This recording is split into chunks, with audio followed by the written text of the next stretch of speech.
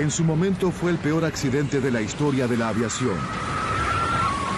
Era una escena de devastación total y completa. En 1974, más de 300 personas murieron cuando el avión en que viajaban se precipitó del cielo. Prácticamente no queda nada que pueda reconocerse como parte de un avión.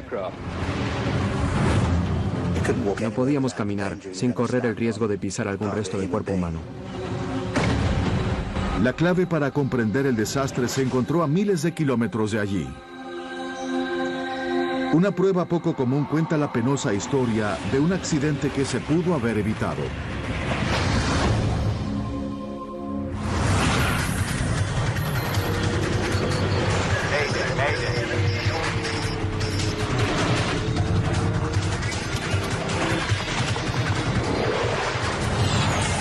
Catástrofes aéreas.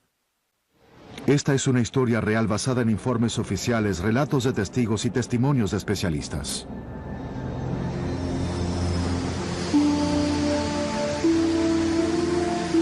...12 de junio de 1972... explosión fatal. Uno de los aviones más nuevos de la flota de American Airlines está en Detroit, Michigan. John. Page. Señor. El vuelo 96, un DC-10 nuevo, se prepara para el despegue. El capitán Bryce McCormick y su copiloto Paige Whitney están en el avión desde hace horas. Cuando estemos en vuelo, por favor, revisa eso. Detroit es solo una escala en un vuelo que va de Los Ángeles a Buffalo y luego a Nueva York. ¿Listo para intentarlo, Paige? Muy bien, señor.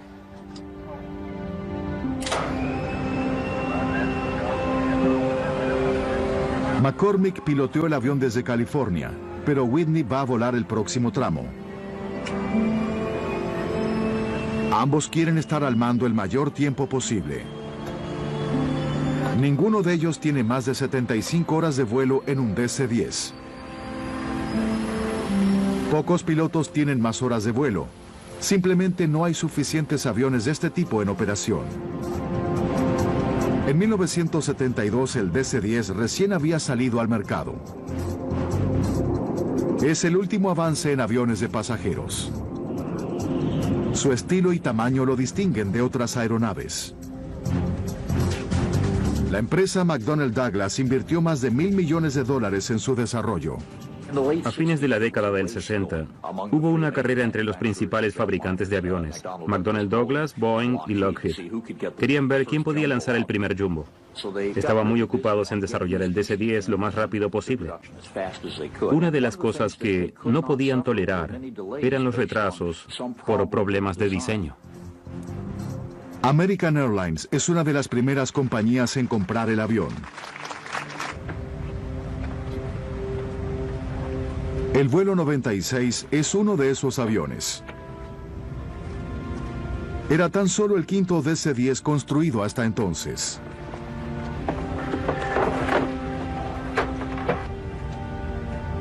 Cydia Smith acababa de ser entrenada como auxiliar de vuelo a cargo en el DC-10. Estaba muy emocionada porque era uno de los primeros jumbos que teníamos y yo iba a tener la oportunidad de estar a cargo, que era lo que siempre había querido hacer en un avión grande.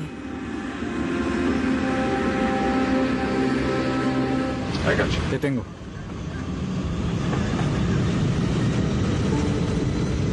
B1. Bien.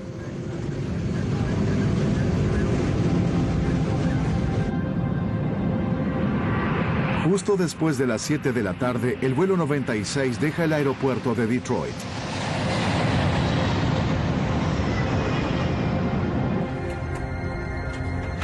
Minutos después del despegue, el avión sobrevuela con facilidad a 3.500 metros sobre Windsor, Ontario, Canadá.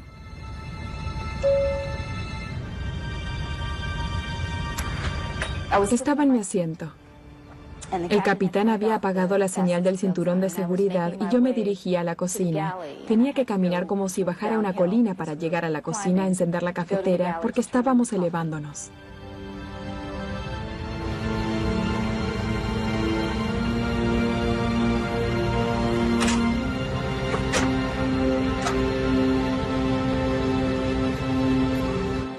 Cuando alcancé el café y me moví hacia un costado, ahí fue cuando sucedió.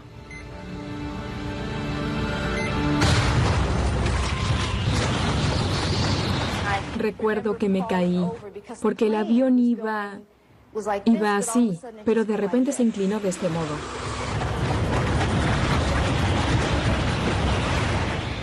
Vi que los compartimientos superiores se abrieron y las cosas caían de los portaequipajes y pensé, Dios, sentí que era el último día de mi vida. Chocamos con algo. Perdimos un motor. En la cabina, la tripulación lucha por controlar el avión. El acelerador que controla los 3 motores no funciona. El avión pierde casi toda la propulsión. El enorme avión comienza a disminuir la velocidad. El avión comenzó a caer inmediatamente. Y después de eso, un trozo de avión me golpeó en el rostro. Mi esposo buscaba desesperadamente el auxiliar de vuelo para que me diera algo para hacer presión en la herida y detener la sangre. Déjame controlarlo. McCormick toma el control del avión. Él y Whitney luchan por mantener el nivel del avión. Pero el vuelo 96 sufrió muchos daños. ¿Tenemos el sistema hidráulico? No, tengo el timón hacia un lado. El timón de cola que controla la dirección del avión está atascado a la derecha. Eso está obligando al avión a girar dramáticamente en esa dirección. Mientras McCormick lucha por regresar el avión dañado a Detroit, Sid Smith está impactada por el enorme agujero que hay en el piso de la cabina de pasajeros.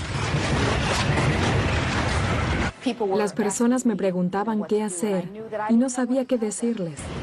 Smith vio que todos los pasajeros seguían en su lugar, pero faltaba la auxiliar de vuelo, Sandra McConnell. ¡Sandra! ¿Me oyes? ¡Sandra, ¿dónde estás? Y finalmente la vi salir de uno de los baños. McConnell tuvo que atravesar el agujero para llegar a un lugar seguro.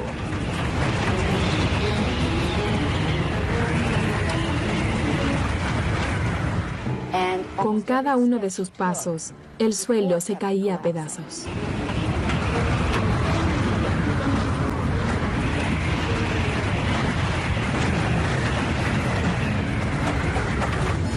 La tripulación da energía a los motores de las alas. Pero el tercer motor de la cola se rehúsa a responder. Control, este es el vuelo 96 de American Airlines. Tenemos una emergencia.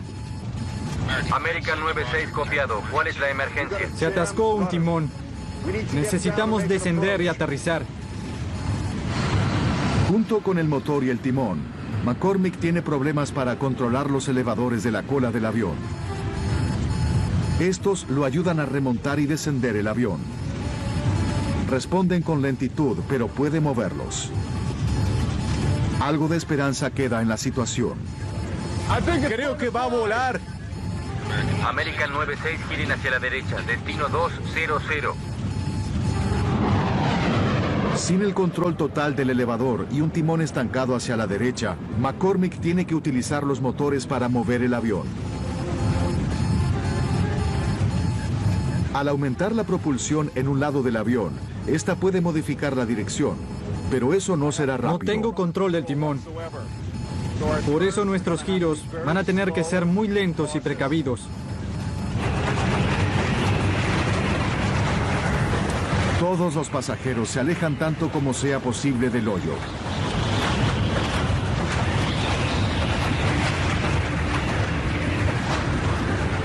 Además de la herida de Loretta Kaminsky, hasta ahora no hay otros heridos graves.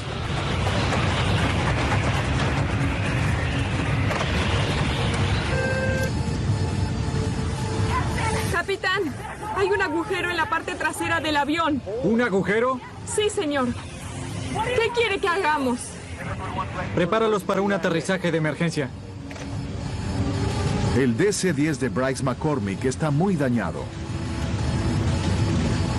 Las vidas de todos a bordo dependen de su capacidad para aterrizar un avión que casi no puede volar.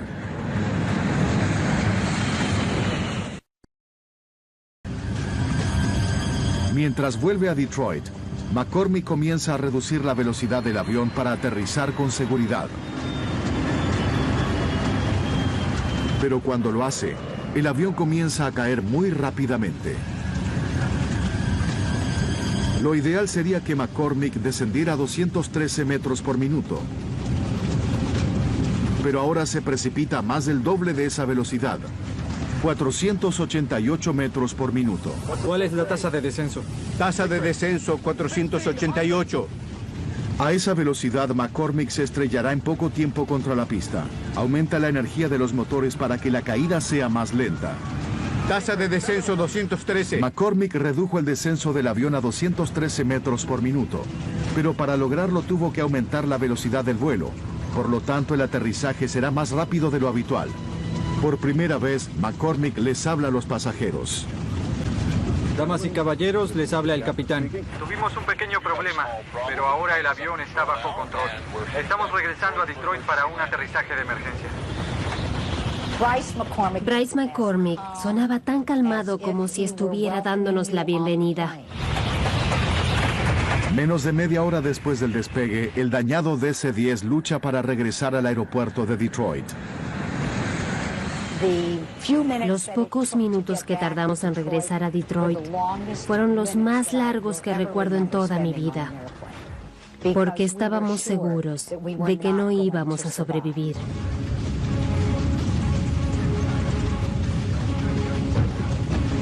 El capitán McCormick ahora necesita darle aún más energía al avión para levantar la trompa para aterrizar. El avión todavía se inclina a la derecha y viaja muy rápido. No tengo timón para enderezarlo cuando toque tierra. El DC-10 con 67 personas a bordo se acerca con estruendo a la pista, a casi 300 kilómetros por hora. ¡Sujétense!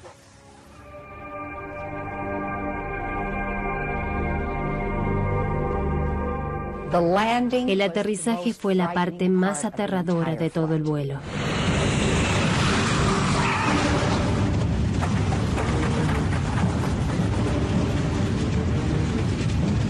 Cuando el avión tocó el suelo, comenzó a virar fuertemente hacia la derecha. Cuando el avión aterrizó, parecía que había tardado una eternidad. Duró una eternidad.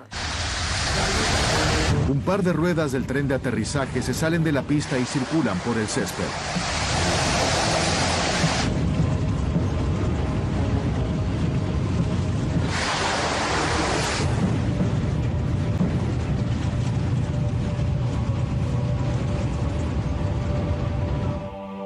Luego de un traumático aterrizaje, el avión finalmente se detiene justo a 300 metros del final de la pista de aterrizaje.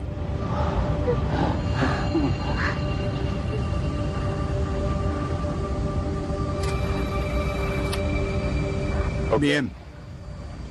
¿Apago los motores? Apágalos. Todas las mujeres querían abrazarlo. Y él estuvo increíble porque fue en ese momento que todos nos dimos cuenta de que estábamos vivos gracias a él. Él literalmente nos había salvado la vida. Al ver algo como esto, uno dice, bien, hay buenos pilotos y hay malos pilotos, pero esto iba más allá del bien. Esto es superlativo. Esto significa usar todos los instintos como aviador y todas las capacidades para mantenerse lo suficientemente calmo para controlar la situación. Con el avión en tierra firme, la tripulación tiene la primera oportunidad de inspeccionar el daño. El capitán y yo volvimos cuando todos ya se habían bajado y caminamos hacia la parte posterior y miramos hacia arriba y vimos ese agujero. Era tan extraño. No había indicios de que hubieran impactado con algo, como pensaron los pilotos. ¿Qué causó tal daño al avión de pasajeros? El agujero era tan grande que si alguien hubiera estado en los asientos de ahí, habría salido volando inmediatamente. En ese momento todavía sentíamos que podría haber sido una bomba. Pero aunque el incidente había ocurrido a una velocidad explosiva, no se encontraron indicios de una bomba.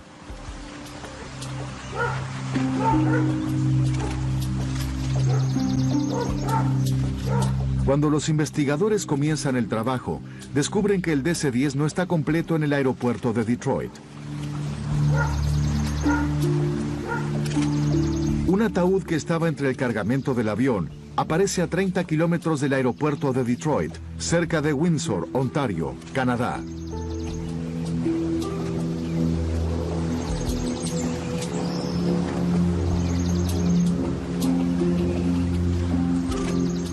También encuentran la puerta del compartimiento de carga del avión. Se supone que las puertas no deben caerse de los aviones, especialmente en un avión tan nuevo. Nadie espera que suceda algo así.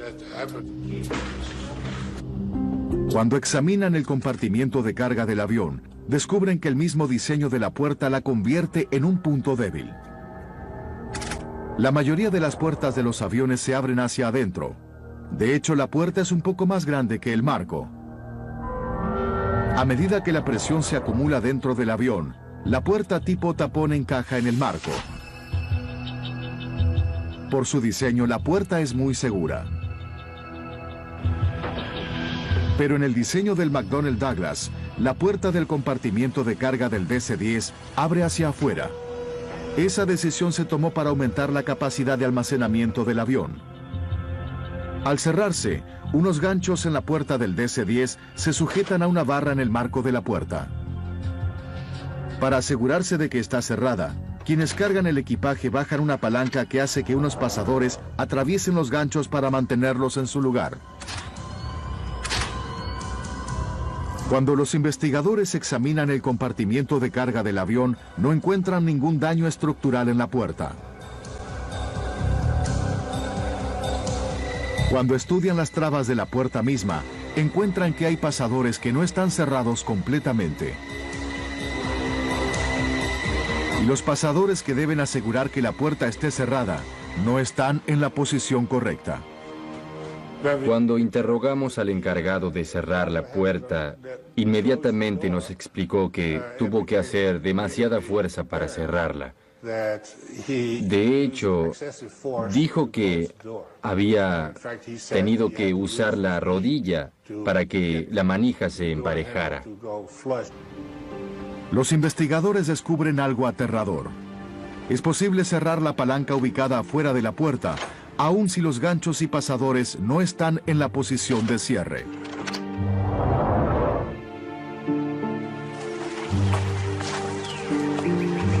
Paul Eddy es un periodista que investigó la historia del DC-10. Lo que Windsor mostró es que uno puede jalar para cerrar la traba, pero que no cierre como debe cerrar. Los pasadores que deben cerrar la puerta no atraviesan los orificios. Esto significa que quienes cargan el equipaje pueden creer que la puerta está cerrada, cuando no es así. No solo se puede cerrar la palanca exterior sin que las trabas estén bien enganchadas, sino que tampoco hay forma de que la tripulación lo sepa. Los pasadores que traban la puerta desactivan la luz de advertencia, aun cuando no están en la posición correcta. La puerta era una bomba de tiempo. Cuando el avión asciende, la diferencia entre la presión del interior y del exterior del avión aumenta. Si una puerta no está bien cerrada, volará con una fuerza explosiva. El problema en el vuelo de American Airlines comenzó cuando el avión superó los 3.500 metros. Cuando la puerta voló, el ataúd que estaba en el compartimiento de equipajes salió proyectado al vacío. Cuando la presión del interior del avión se liberó, todo lo que no estaba firmemente sujetado al avión salió expulsado de la aeronave. Es realmente algo sorprendente si uno no lo espera. Hay mucho aire atrapado dentro de la cabina presurizada que quiere salir. Y cuanto más grande es el avión, más poderoso es el huracán de aire que sale del avión durante ese periodo de tiempo. Por sí misma, la despresurización repentina no impide que el avión pueda volar. Entonces, ¿por qué el capitán McCormick experimentó esas dificultades para controlar el avión? Los investigadores analizan cuidadosamente la parte posterior de la cabina y descubren que el propio diseño del DC-10 lo hace vulnerable. Cuando la puerta del compartimiento de carga voló, había tanta presión sobre el piso de la cabina que se colapsó en el compartimiento que estaba debajo. Al hacerlo, el piso del avión rompió algunos de los sistemas de control más importantes del avión. Cuando se colapsó, el suelo arrasó con los cables que controlan el motor número 2 e inutilizó la mayoría de los cables que tenían que controlar la parte trasera. Creo que va a volar. Esto le dejó a McCormick apenas el control suficiente para mantener el nivel del avión. La sorprendente capacidad para volar de Bryce McCormick salvó la vida de todos los que estaban a bordo del vuelo 96. Pero había un problema con uno de los aviones más nuevos y más caros que sobrevolaban Norteamérica. En el incidente de Windsor existió una falla obvia. Allí es donde las autoridades dijeron, aquí está el verdadero problema. La capacidad de cerrar esa puerta sin que todas las trabas estén en su lugar. Asegurémonos de cambiar ese sistema ahora mismo. Todos deben saberlo. Quiero que se revise todo. Quiero que se revisen todos los pernos. Chuck Miller es el jefe de la Administración de Seguridad Aérea de la Comisión Nacional de Seguridad en el Transporte, o NTSB. Es su responsabilidad señalar los problemas del nuevo DC-10 y proponer soluciones. Él ayuda a redactar los arreglos que cree que McDonnell Douglas necesita hacer para que el avión sea seguro. Era un hombre muy profesional y todos los investigadores le tenían un gran respeto. Chuck no se sentaba en la oficina. Siempre estaba en la escena de la acción. Para Chuck Miller, arreglar el DC-10 es una cuestión de orgullo profesional. Para McDonnell Douglas, el cuasi accidente sobre Windsor tiene grandes consecuencias. Su apuesta de $1.000 millones estuvo cerca de caer del cielo. Si algo más sale mal, la compañía misma podría correr peligro.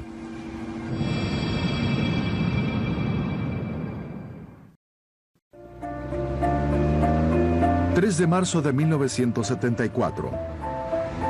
Un perfecto día de primavera en París. Ya pasaron cerca de 2 años desde que el DC-10 casi se estrella cerca de Windsor, Ontario.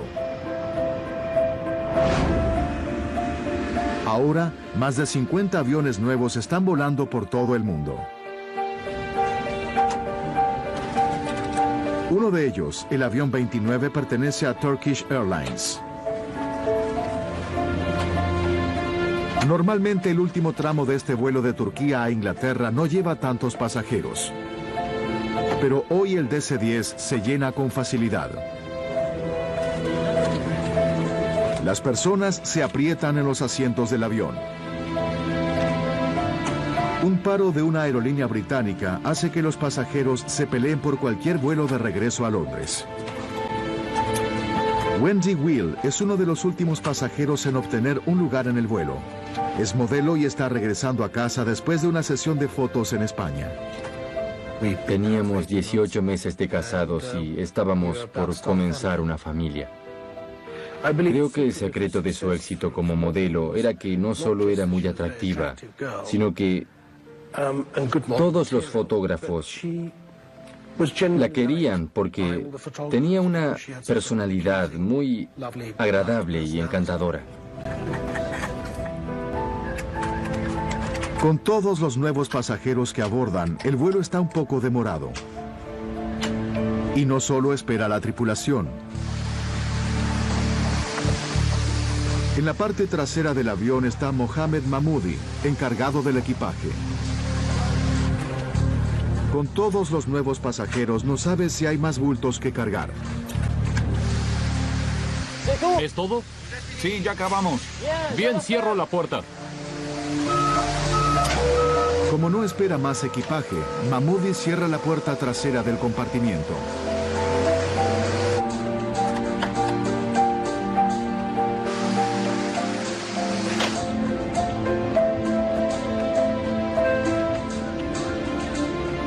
El DC-10 está listo para despegar.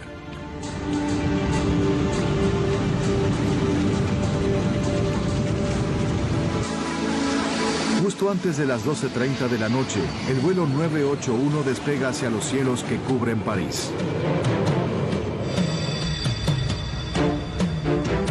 Londres está a menos de una hora.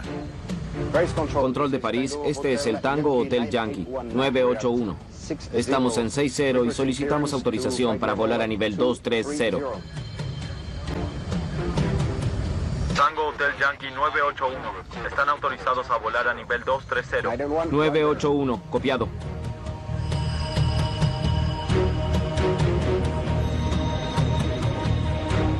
Mientras se aleja del aeropuerto, el DC-10 sigue ganando altitud.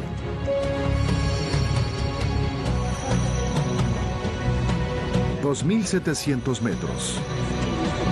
3,000 metros. 3,300 metros.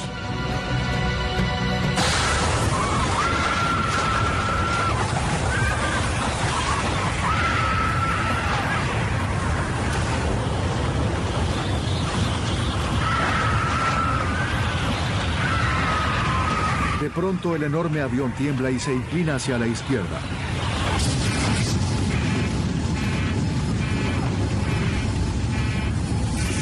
¿Qué sucedió? La cabina explotó. ¿Seguro? Solo 16 segundos después de que comenzó la crisis, la tripulación lucha para salvar el avión. La trompa está cayendo. El avión gana velocidad. ¡Elévalo! ¡Eleva la nariz! No lo puedo elevar. No responde.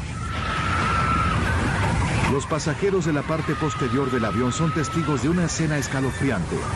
2 filas de asientos simplemente desaparecieron. Los pasajeros pueden ver el cielo que cubre Francia a través de un enorme agujero en el suelo del avión.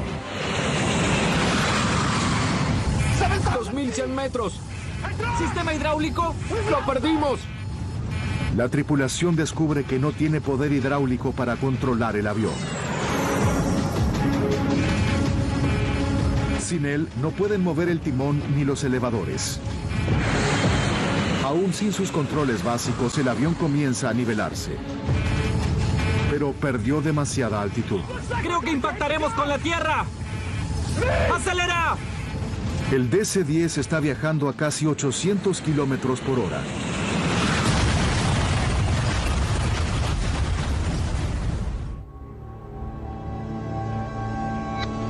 El vuelo de París a Londres ni siquiera llega al Canal de la Mancha.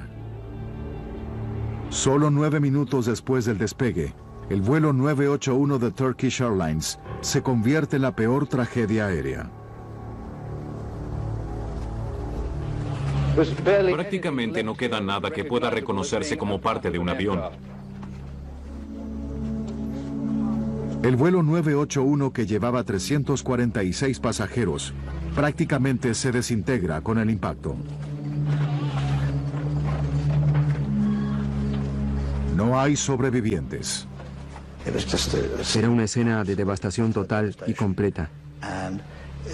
Había restos de objetos personales, cables, trozos de metal, trozos de cuerpos desparramados por todos lados. No podíamos caminar por ningún lado, sin correr el riesgo de pisar algún resto de cuerpo humano. Todavía tengo pesadillas, aunque pasaron 33 años. Los investigadores de la Administración Francesa de Investigación de Accidentes llegan rápidamente a la escena. Mi primer trabajo era evaluar el alcance del accidente y comenzar la primera investigación en la escena.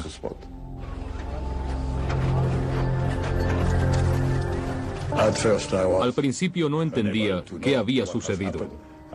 Solo sabía que había ocurrido un terrible accidente y que sería un trabajo duro para los investigadores. A pesar de la gran fuerza del impacto, las cajas negras, hechas con 3 capas de acero templado y aislante, sobrevivieron. Su contenido podría dar pistas valiosas sobre el accidente. La mayoría especulaba que era una bomba, porque era un avión casi nuevo y muy poderoso, que volaba en un cielo claro, que alcanzó los 3.600 metros de altura y finalmente cayó. Se les pide a los investigadores que vayan a un campo a 15 kilómetros del lugar del accidente. Allí encuentran una parte del fuselaje y 2 filas de asientos del DC-10. De algún modo se soltaron de la aeronave antes de que el resto del avión se estrellara en el bosque. Cuando los investigadores llegan, ya se retiraron los cuerpos de los pasajeros que estaban en esos asientos. Cuando los familiares de las víctimas llegan a Francia, son trasladados a una pequeña iglesia en el pueblo de Senlis.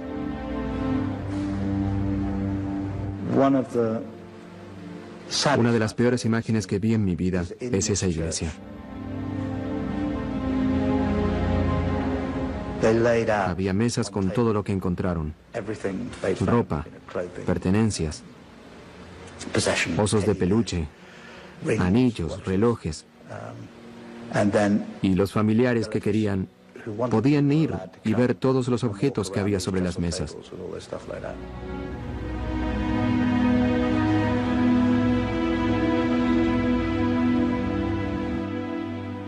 Me entregaron un pequeño paquete con el anillo de bodas de mi esposa y también el de compromiso.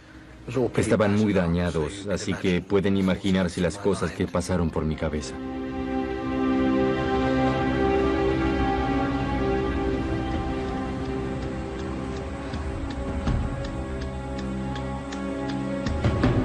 Como el accidente involucra a un avión estadounidense, Chuck Miller, miembro de la NTSB, se une a la investigación. Por segunda vez en 2 años está luchando con el problema de un DC-10. No creo que Miller haya sospechado ni siquiera por un momento que no habían arreglado la puerta después de lo de Windsor. Pero resulta claro que esa pieza de fuselaje que encontraron en Francia es la puerta del compartimiento de carga del avión. Parece una repetición del accidente de Windsor. Miller se enfrenta a una pregunta inquietante. ¿Por qué no solucionaron ese problema? Pienso que cuando vio que claramente nadie había arreglado la puerta, que no se había solucionado el problema, ahí fue cuando realmente se enfureció. Miller da un paso poco común. Aunque la investigación oficial solo estaba comenzando, le da al periodista Paul Eddy una pista importante. Le dije, ¿tiene alguna idea de qué hizo que la puerta se saliera? Y me contestó, sí, en tu lugar yo iría a dar un vistazo a un lugar llamado Windsor, Ontario.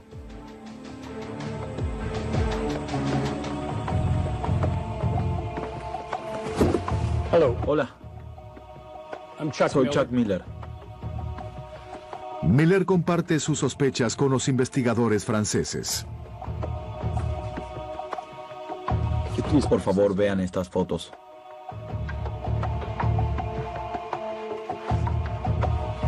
Fueron tomadas el 12 de junio de 1972, justo después del incidente.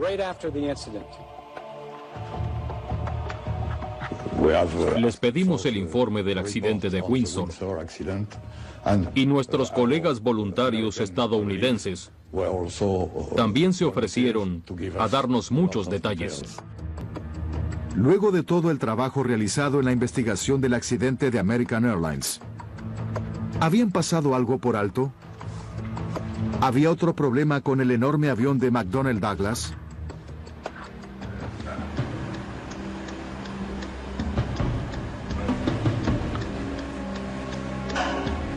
Con la información que recibieron de Chuck Miller, los investigadores franceses observan de cerca la puerta del compartimiento de carga. Hacen un descubrimiento sorprendente. No hay ningún problema nuevo. El caso de American Airlines se repite. Las trabas que deben mantener la puerta del compartimiento cerrada no están cerradas.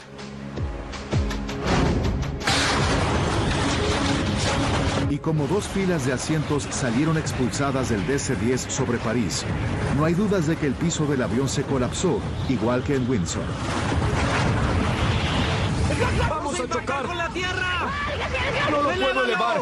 ¡No responde! ¡Hazlo! De hecho, cuando los investigadores escuchan la grabadora de datos de la cabina, 2100 metros. descubren que la tripulación del vuelo de Turkish Airlines tenía menos control del avión que la tripulación del vuelo 96 de American Airlines. Necesitamos descender y aterrizar. Creo que va a volar. Sobre Windsor, Bryce McCormick pudo recuperar el control del avión y aterrizarlo. Pero en París, todo el sistema hidráulico se había destruido. ¿Sistema hidráulico? ¡Lo perdimos! El líquido hidráulico ayuda a la tripulación a mover el timón y los elevadores de la cola. Al no poder controlarlos, la tripulación no pudo mantener el avión en el cielo. El mayor problema fue que el vuelo de París era mucho más pesado porque llevaba más pasajeros. Cuando el suelo se colapsó, lo hizo con una presión tan fuerte que dañó los cables y los controles posteriores. En ese momento, ya no quedaban esperanzas.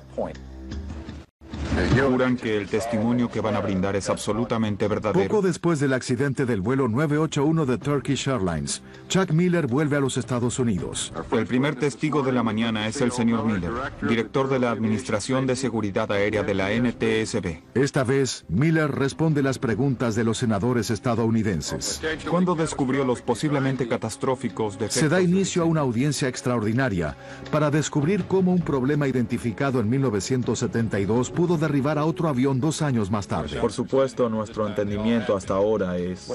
Lo que ahora tiene que descubrir es por qué no arreglaron esa puerta. Menos de un mes después del accidente de Windsor, los investigadores habían hecho 2 recomendaciones específicas. Miller y sus investigadores recomendaron que se modificara el mecanismo de cierre. Querían asegurarse de que fuera físicamente imposible que los encargados del equipaje cerraran la palanca sin colocar los pasadores en su lugar. También sugirieron que se colocaran conductos de ventilación en el piso de todos los DC-10. Esto permitiría que el aire de la cabina presurizada se equilibrara sin que el suelo colapsara. Pero en los 2 años que pasaron después del accidente, ninguna de estas recomendaciones se implementó. Hace tiempo que hay un problema fundamental en el Centro de la Seguridad Aérea de Estados Unidos. El trabajo de la NTSB es descubrir qué sucedió y formular recomendaciones para evitar que vuelva a suceder. Pero no tiene ninguna autoridad para que esto se implemente. La NTSB no tiene autoridad reguladora. Deben recurrir a la FAA y decirles queremos que se hagan estas cosas. Y esa es la falla del sistema. Si la Administración Federal de Aviación emite una directiva de aeronavegabilidad, se quitan los aviones de servicio hasta que se hace el arreglo indicado.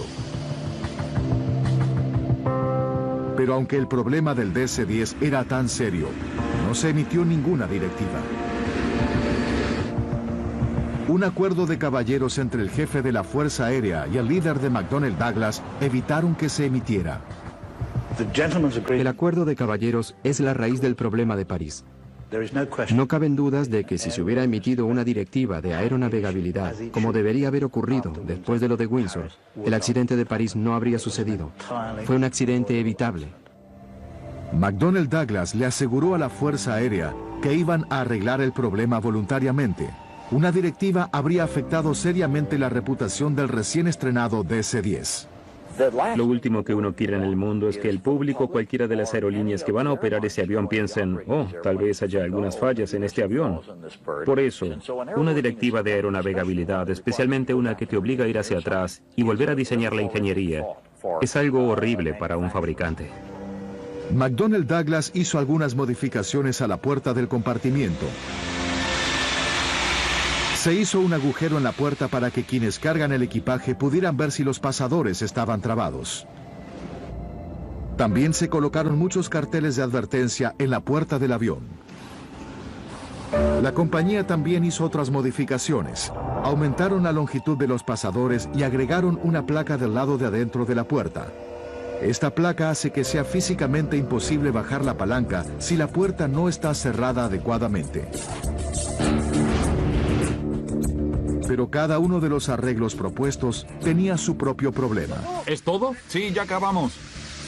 Muchos de los que cargan el equipaje no sabían para qué servía esa pequeña ventana en la puerta. Y el encargado del equipaje en París leía y hablaba 3 idiomas, pero no el inglés, el único idioma en el que estaban escritas las advertencias. La placa que se suponía tenía que estar instalada en la puerta nunca se adosó al avión que se estrelló en París.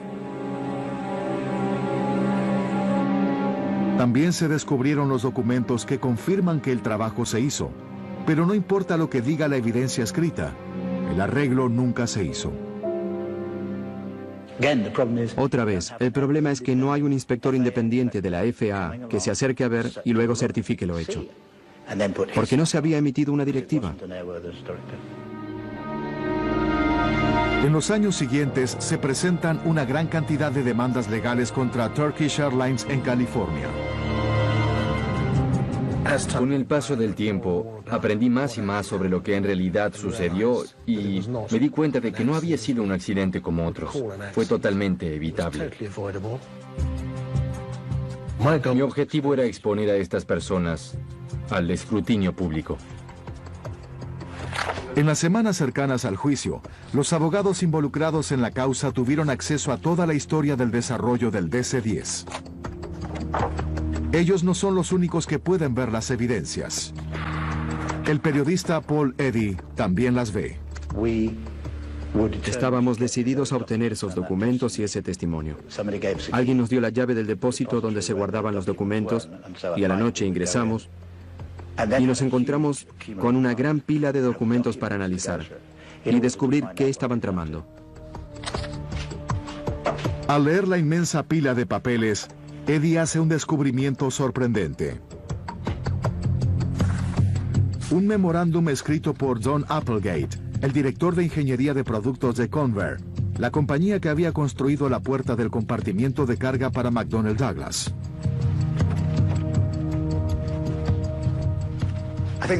Creo que el momento en el que supimos que los teníamos fue con el memorándum de Applegate, que específicamente advertía que esto podía ocurrir.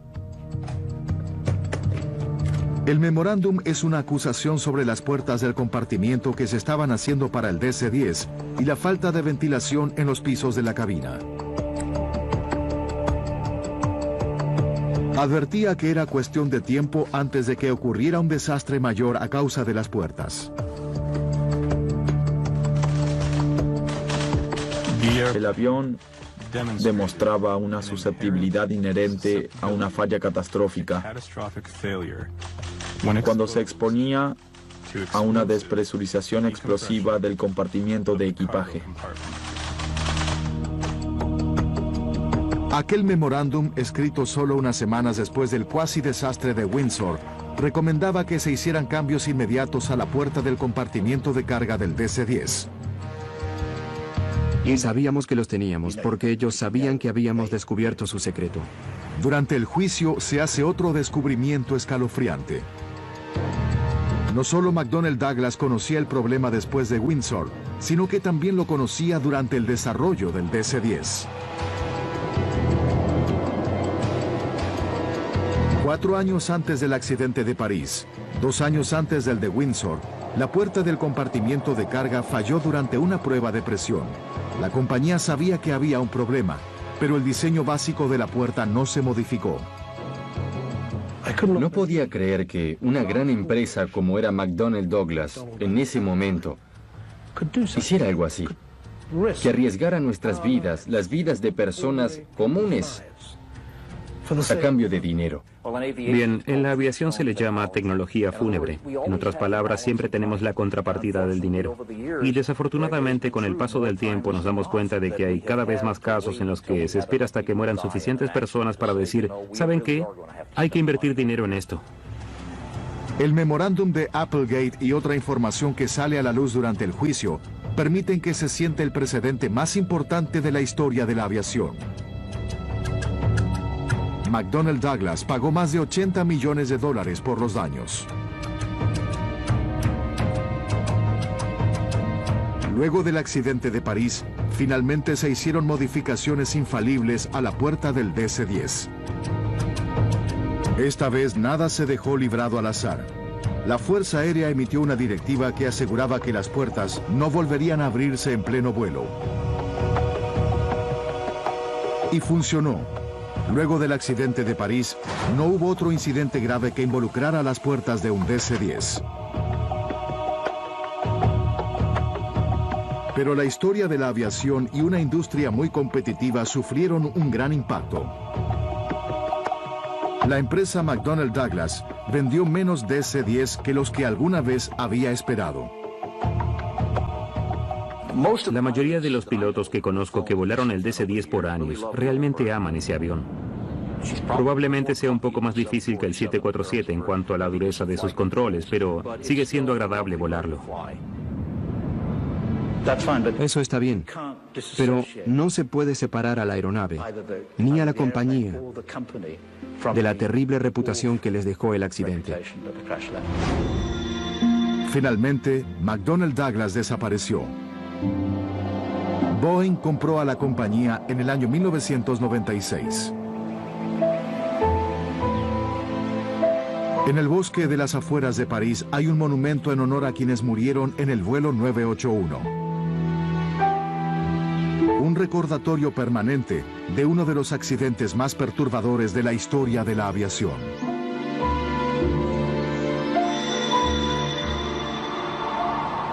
Uno nunca se olvida. Logré seguir con vida en estos 30 y tantos años, pero todavía lo recuerdo. Hoy en día se sigue pensando que fue un accidente, pero no lo fue.